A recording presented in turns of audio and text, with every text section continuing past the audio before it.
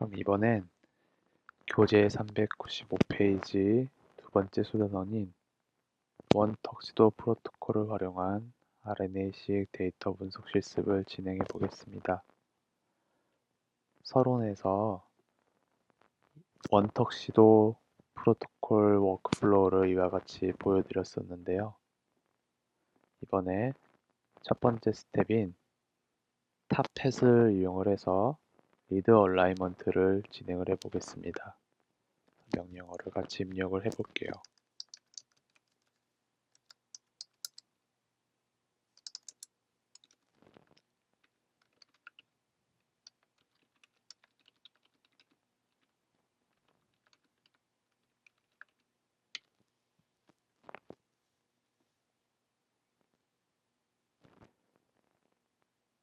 아까 말씀드렸던 것처럼 188466이랑 188467 이 두 샘플에 대해서 리드 얼라이먼트를 진행을 하는 거고요. 그 중에서 우선 18846에 대해서 리드 얼라이먼트 과정을 진행을 한 겁니다. 마찬가지로 188467에 대해서도 진행을 할게요.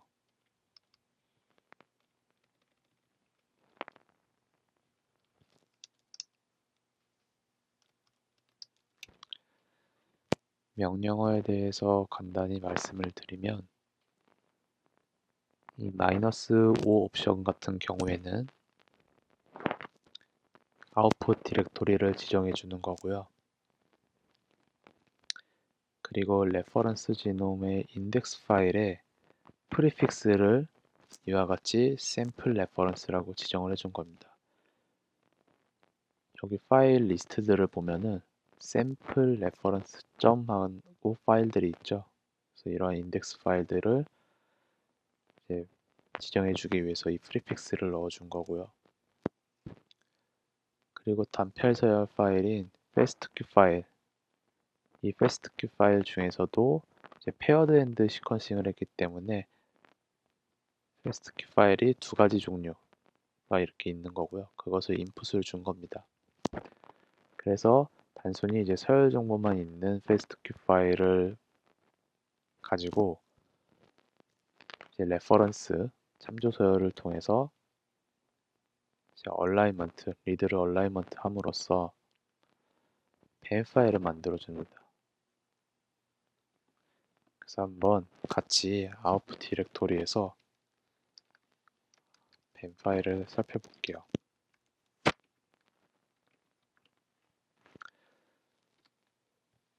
아까 디렉토리를 이동하는 명령어는 cd라고 말씀을 드렸죠. 그리고 여기에 어떤 파일이 있는지 봤을 때 이 업세티드 히치 뱀 파일이라는 파일이 만들어진 것을 확인을 할 수가 있습니다.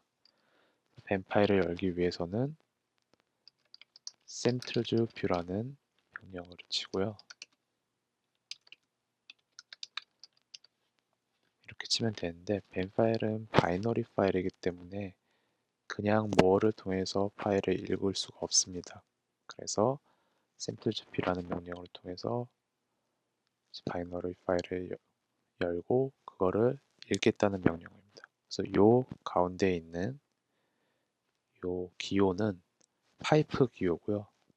키보드에서 엔터키 위에 있는 버튼들이 보통 버튼이 이 기호를 나타내는 경우가 있습니다. 그리고 원화 표시로 되어 있는 버튼이기도 해요. 그래서 Shift하고 그 버튼을 누르면 이 기호를 쓸 수가 있습니다. 이 파이프 기호의 의미는 왼쪽에 있는 명령어의 결과를 그대로 이어받아서 오른쪽에 있는 명령어의 인풋으로 받아서 적용시키겠다는 의미입니다. 보시면은 이렇게 리드 네임들이 있고요. 그리고 이 리드 네임이 있는데 이제 이러한 값들은 이 플래그 값이라고 하고 그리고 이 리드가 어느 크로모솜의 어느 위치에 있고 그리고 매핑 퀄리티는 어떠하고 그리고 시가 스트링 그리고 메이트 리드의 크로모솜과 포지션 메이트 리드도 이제 크로모솜 1에 있기 때문에 이퀄로 이렇게 되어 있는 거고요. 그리고 이 리드에 의한 인서트 사이즈가 이렇게 표시가 되어 있습니다. 그리고 리드를 구성하는 뉴클레오타이드 베이스 서열들이 이와 같다고 적혀져 있는 겁니다. 그리고 여기 스코어, 베이스 스코어고요. 아까 FASTQ 파일에서는 이렇게 서열 정보랑 스코어 정보가 있었는데 이처럼 위치 정보는 없었어요. 따라서 FASTQ에 있는 그 서열들이 어느 위치에 해당하는지 레퍼런스 기준으로 이렇게 표기를 해준 겁니다. 그래서 이 과정을 리드 얼라이먼트라고 하고 타펫을 이용을 해서 진행을 했습니다. 뱀 파일에 대한 좀 더 자세한 정보는 구글에서 뱀 파일이라고 치면은 많은 정보들이 있거든요. 그래서 그 부분을 통해서 조금 더 자세히 살펴보시는 게 좋을 것 같습니다. 시간 관계상 어, 뱀 파일을 다루기엔 너무 방대한 양이기 때문에 이 정도로 뱀 파일은 이제 설명을 그만 마치고요. 이제 두 번째 스텝인 커프 링크스를 이용을 해서 익스프레션의 이제 퀀티피케이션 해보겠습니다. 발현량을 정량화하는 것을 같이 실습을 진행을 해볼게요. 여기 보시면은 현재 디렉토리를 알 수가 있는데 아까 탑팹 18846에 들어갔기 때문에 그 디렉토리에 있다는 것을 알 수가 있습니다. 그래서 전에 있는 디렉토리인 RNA 프리 프로세스로 이동을 해야 되는데 즉 현재 디렉토리보다 이제 하위 디렉토리로 이동하는 명령어를 쳐주면 됩니다. 그거는 이제 cd 똑같이 치고 한 칸 띄고 이렇게 점 두 개, 마침표 두 개를 쳐주시면 이렇게 이동한 것을 알 수가 있죠. 여기서 이제 같이 명령어를 입력을 할게요.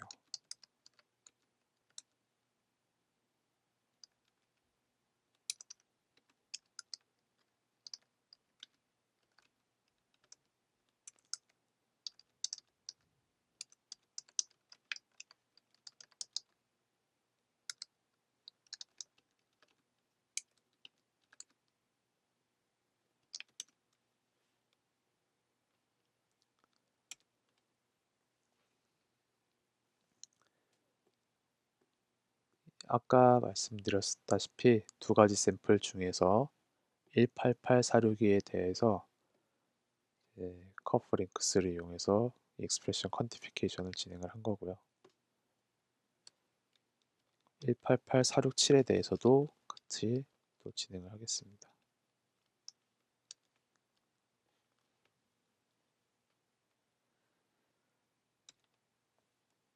명령어에 대해서 간단히 말씀을 드리면 -g는 트랜스크립트 레퍼런스를 기준으로 이제 발현량을 정리하기 위해 사용하는 옵션이고요. -5는 아웃풋 디렉토리 의미하고 그리고 이 no update 체크 같은 경우에는 이제 툴이 아직 업데이트 안 돼 있다면 업데이트를 진행을 한 다음에 이 과정을 진행하겠다라는 건데 업데이트 체크를 하면은 이 과정이 매우 오래 걸릴 수도 있기 때문에 이렇게 써줬고요. 그리고 아까 탑팻을 이용을 해서 만든 뱀 파일을 이제 인풋으로 줘서 리드들의 이제 기존 니드를 가지고 익스프레션을 이제 정량화시키는 작업을 커프 링크스를 이용해서 진행을 했습니다. 그래서 한번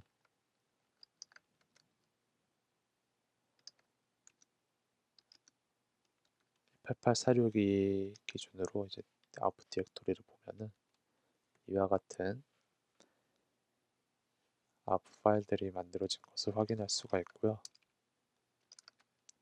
한번 쥔 기준으로 되어 있는 파일을 한번 확인을 해보겠습니다. 보시면 이 워시7p라는 유전자가 있죠.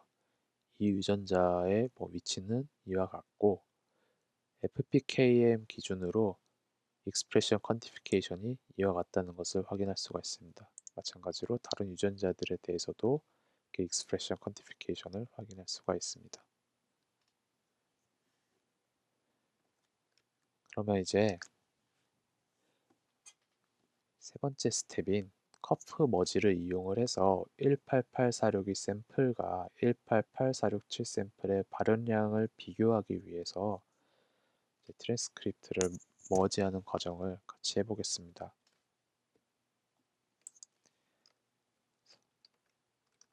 커프 머지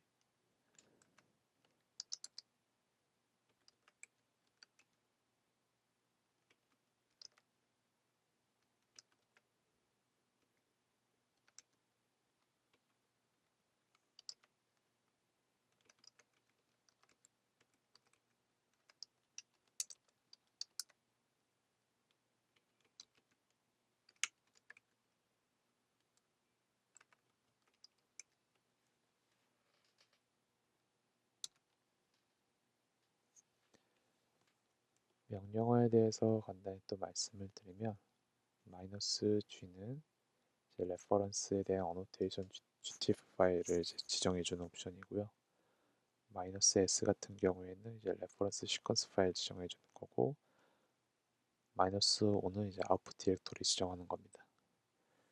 그리고 이제 직전 단계에서 커퍼링크스로 만든 각 샘플들의 트랜스크립트 발행량 파일 경로를 담고 있는 이제 파일을 이렇게 뒤에 적어준 겁니다. 그래서 이것을 인풋으로 해서 커프 머지를 실행한 거고요. 이 파일을 한번 열어볼게요.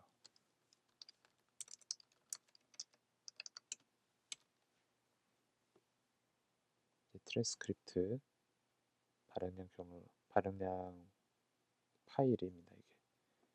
그래서 이것을 인풋으로 준 거고요. 그래서 아웃풋 파일이 여기에 있겠죠. 그래서 보시면은 이렇게 두 샘플을 머지시킨 이 머지드 GTF 파일이 만들어진 것을 알 수가 있습니다. 그럼 이제 마지막 스텝으로 커프 디프를 이용을 해서 두 샘플 간에 차별적으로 발현된 트랜스크립트가 있는지 확인을 해 보겠습니다.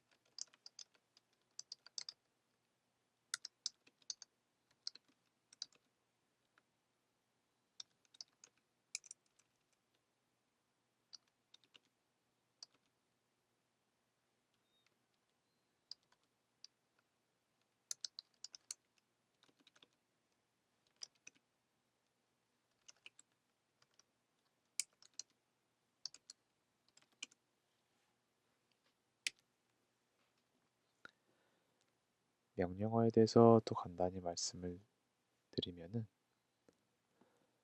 -q 옵션은 심각한 에러 메시지만 출력하겠다는 의미고요. 그리고 -u는 멀티플한 로케이션에 매핑되는 경우에 그러한 리드를 이제 웨이트를 주겠다는 의미입니다. -n은 노멀라이제이션을 하겠다는 의미고, 그리고 -p는 코렉션 알고리즘을 사용하겠다는 의미입니다. 그 뒤에 있는 마이너스 대문자 L은 이제 보시면 이 밴 파일들을 인풋으로 줬는데 이 밴 파일들에 대해 레이블링을 해준 겁니다. 저 188462에 대해서는 188462 샘플로 이렇게 레이블링 해주기 위해서 이렇게 쓴 거고요. 188467도 마찬가지로 레이블링을 해준 겁니다. 그럼 이제 아웃풋 디렉토리는 여기에 있겠죠. 그래서 여기에 어떤 파일이 만들어졌는지 한번 살짝 보겠습니다. 이와 같은 파일들이 이제 CDS나 준이나 아이소폼 등 기준으로 샘플 간의 익스프레션 비교를 해준 겁니다. 그래서 한번 이제 파일 하나를 열어볼게요.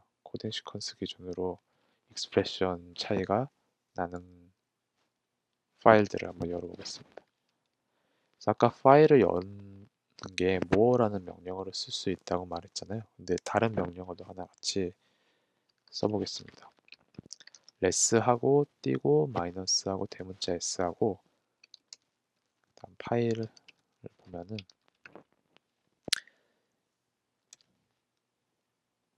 이렇게 한 로우로만 표현할 수 있게 해줍니다. 파일을. 그래서 좀 더 가독성이 좋죠. 그래서 이 파일을 열어보면은 이러한 진들에 있는 리전에서 두 샘플 188462랑 188467이 익스프레션 밸류들이 어떠하고 그리고 이 익스프레션의 비율인 폴드 체인지가 어떠한지 그리고 그러한 통계적 차이가 어떠하며 통계적인 유의성을 얼마나 나타내는지 확인할 수 있습니다. 그래서 두 샘플 간에 차별적으로 발현되는 것이 통계적으로 얼마나 시그니피컨트한지 이렇게 나타내 준 겁니다. 이제 여기까지가 이제 원턱시도 프로토콜을 이용한 차별 유전자 발현까지 확인한 과정입니다. 즉 FastQ 원시 데이터 RNA 원시 데이터인 FastQ를 바탕으로 이제 뱀 파일을 만들고 그 뱀 파일로부터 이제 서로 다른 두 샘플에 대해서 머지시키고 그렇게 해서 차별 발현되는 유전자나 혹은 트랜스크립트 등이 있는지 그런 것들을 확인한 과정입니다. 그래서 원턱 시도 프로토콜 과정은 여기까지고요.